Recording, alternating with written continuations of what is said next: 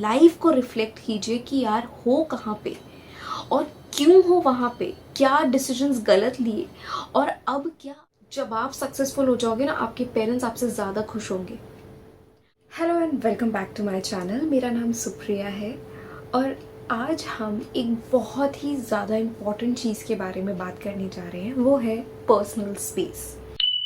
Personal space एक ऐसी space नहीं है जहाँ पर आप लाइक दुनिया से कट गए और like you want to stay in isolation और something like that. It's not exactly that, but personal space is something जहाँ पर आप अपने आप को खुद से मिलने पर मजबूर करते हो, खुद को रिफ्लेक्ट करते हो कि आप अपनी ज़िंदगी में जेन्युइनली क्या चाहते हैं, कहाँ आपकी ज़िंदगी जा रही है। अगर देखिए, अगर आप अपने साथ वक्त नहीं बिताएंगे और ये नहीं देखेंगे कि आपकी ज़िंदगी जा किधर रही है, कौन सी डायरेक्शन में जा रही है, अगर आपकी लाइफ में कुछ गलत हो रहा है तो वो क्यों हो रहा है, उसको कैसे ठीक करना है, इसके स्टेप्स के बारे में आप किसी और से नहीं जानेंगे, आप खुद ही उन चीज़ों तक पहुंचना पड़ेगा। और उसके लिए आपको अपने आप को पर्सनल स्पेस देनी होगी जहाँ पर आप अपने आप को रिफ्लेक्ट कर सकें, आपकी ज़िंदगी कहाँ जा रही है उसे रिफ्लेक्ट कर सकें। आपको पता है, बचपन से लेकर के जब तक हमारा क्लास 12th होता है, हमारी लाइफ ना बहुत ज़्यादा ऑर्गेनाइज्ड होती है।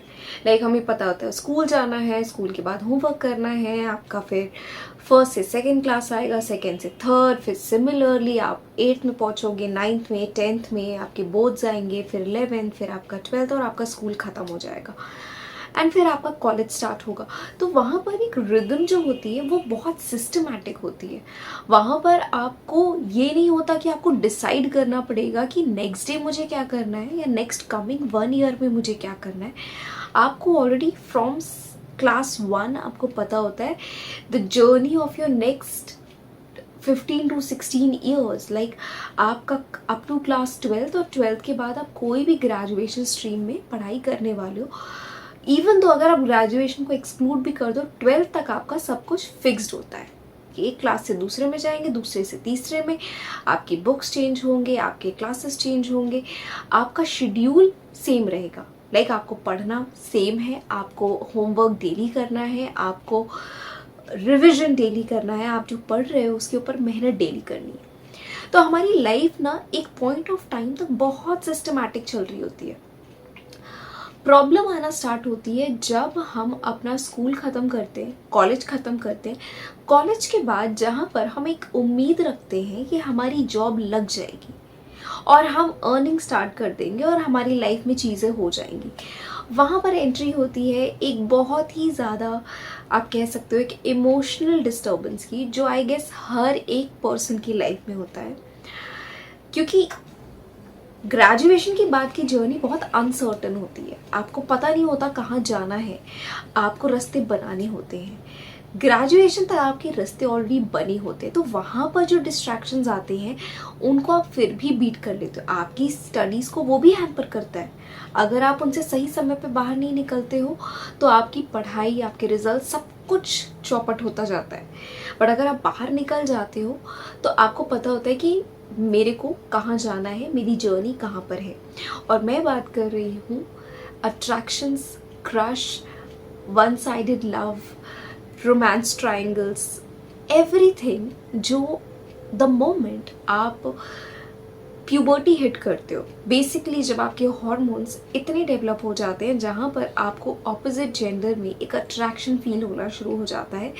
सामने वाले की वैल्यू उसके जेंडर के बेसिस पे होना शुरू हो जाती है, उसकी लुक्स और उसकी प्रेजेंटेबिलिटी के ऊपर डिपेंड होना शुरू हो जाती है। So you know, whether you are a girl or a boy, at every stage, चाहे आप स्कूल में हो, चाहे आप कॉलेज में हो, चाहे आप वर्किंग स्पेस में हो, आपके सराउंडिंग में, एरिया में हमेशा कोई ना कोई एक ऐसा पर्सन होता है जिसे देख करके आप उनकी तरफ अट्रैक्ट हो जाते हो सकता है वो आपके क्रश हो सकता है वो आपके like you know closed friends के ग्रुप में हो, जिनके लिए आप कुछ एक्स्ट्रा फील करने लग गए हो।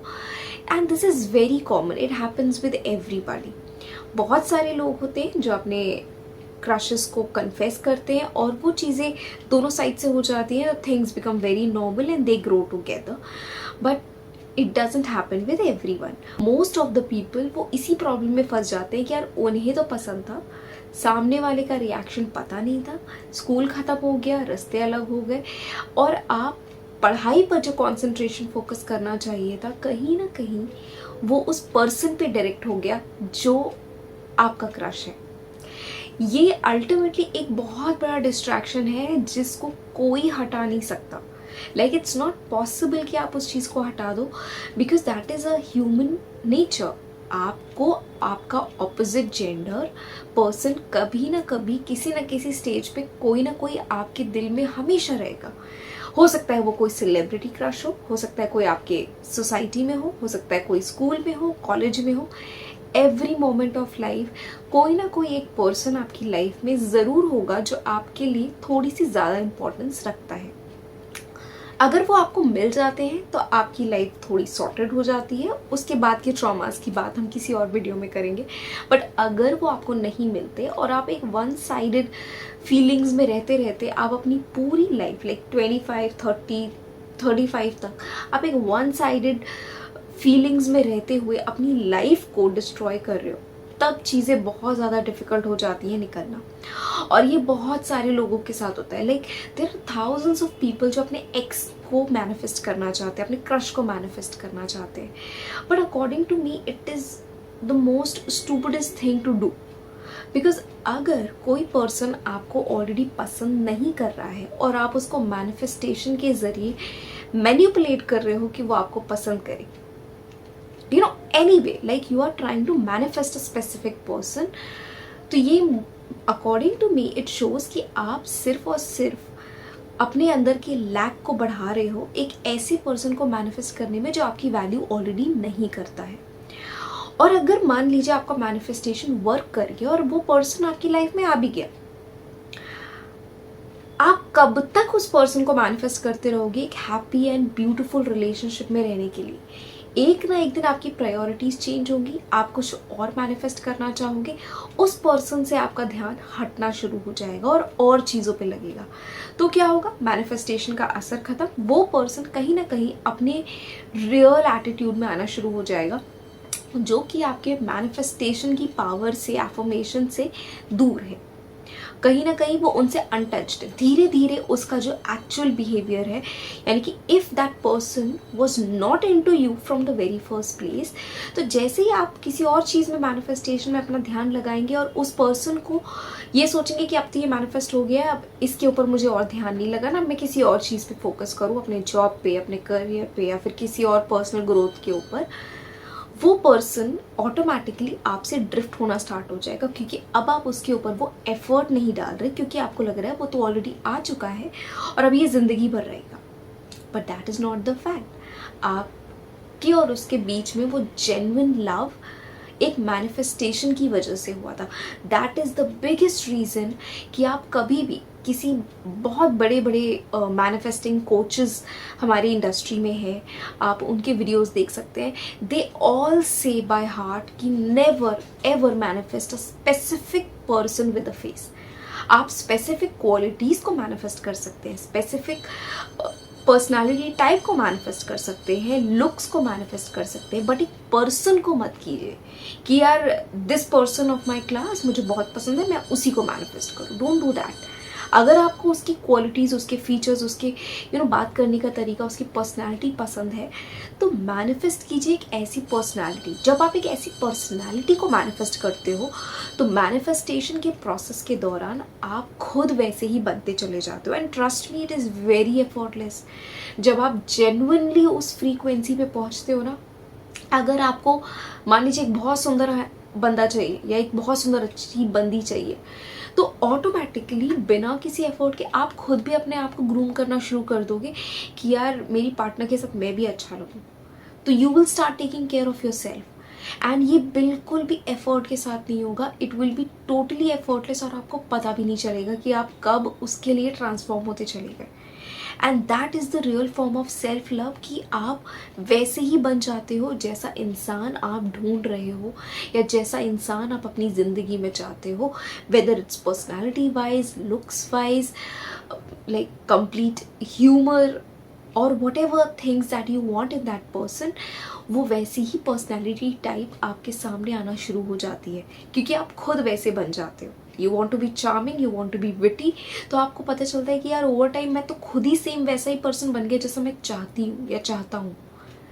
So that is the true manifestation, कि जब उसके ज़रिए कोई पर्सन आपकी लाइफ में आता है, then that is not manipulation, because आपने किसी एक स्पेसिफिक पर्सन या स्पेसिफिक नेम वाले पर्सन को नहीं मैनिफेस्ट किया है, आपने सिर्फ उसकी क्वालिटीज़ को मैनिफेस्ट किया है.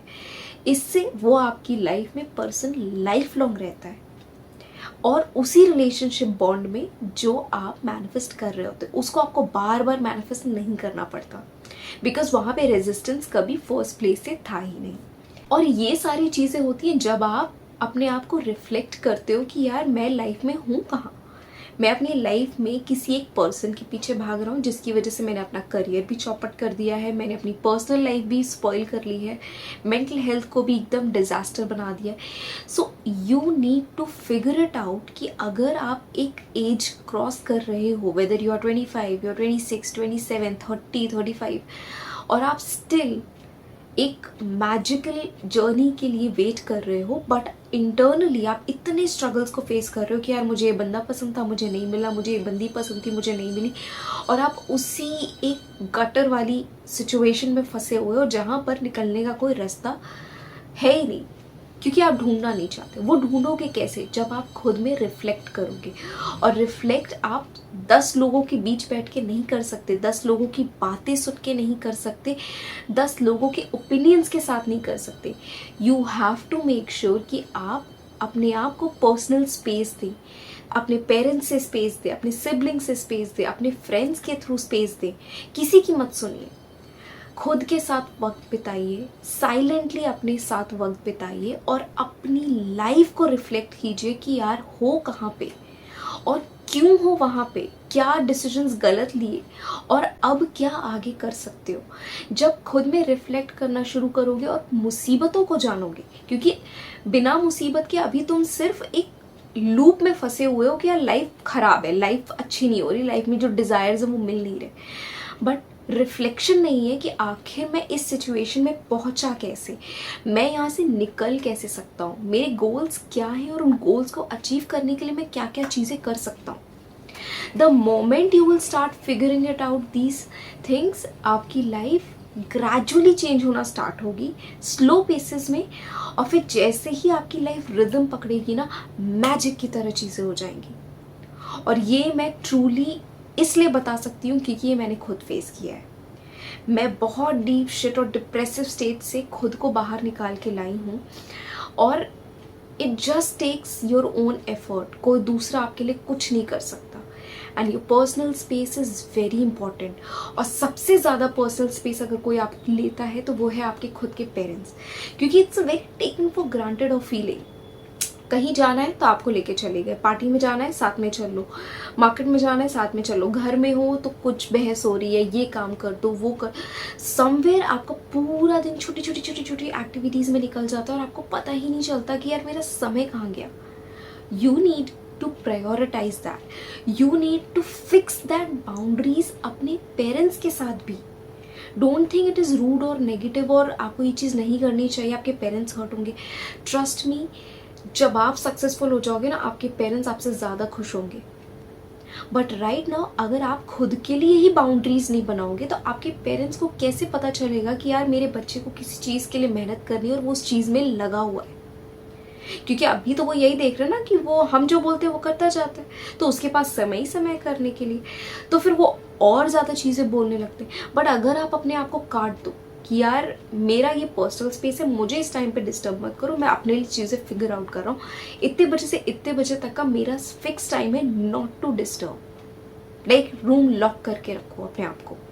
तो धीरे धीरे क्या होगा, आपके पेरेंट्स को भी आदत हो जाएगी और कहीं ना कहीं आपके अंदर की सीरियसनेस वो समझने लगेंगे और आपकी पर्सनल स्पेस को वैल्यू करेंगे. आपके घर में गेस्ट्स आएंगे तो आपको डिस्टर्ब नहीं किया जाएगा.